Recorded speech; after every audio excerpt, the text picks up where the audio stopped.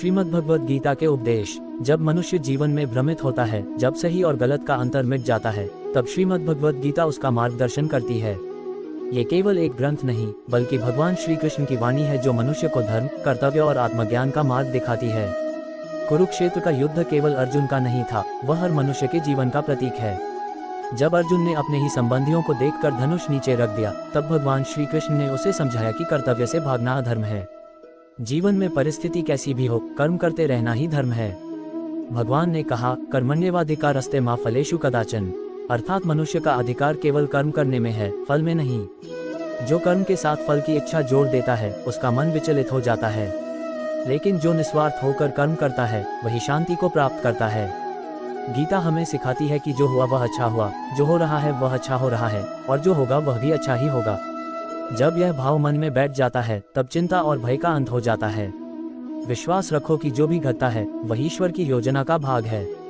भगवान ने कहा कि आत्मा अमर है, यह न जन्म लेती है, न मरती है। जैसे मनुष्य पुराने वस्त्र छोड़कर नए वस्त्र पहनता है, वैसे ही आत्मा शरीर बदलती है। इसलिए मृत्यु से मत डरो, क्योंकि यह केवल परिवर्तन है, अंत नहीं। गीता का एक और उपदेश है, अपने मन को नियंत्रित करो।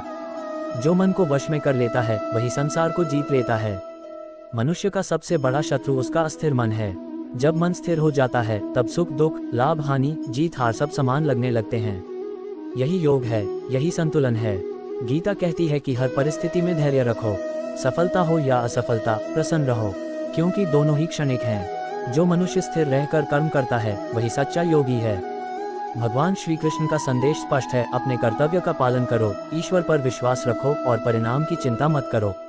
जब मनुष्य निष्काम होकर कर्म करता है, तब उसका प्रत्येक कार्य पूजा बन जाता है। श्रीमद् भगवद गीता का सार यही है, कर्म करते रहो, मन को शांत रखो और ईश्वर को हर कर्म में अनुभव करो। यही जीवन का मार्ग है, यही गीता का उपदेश है। अगर आपको यह वीडियो पसंद आई हो तो कृपया करके आप चैनल को सब्सक्राइब करें, लाइक करें, शेयर करें, कमेंट में जय श्री कृष्णा जरूर लिखें।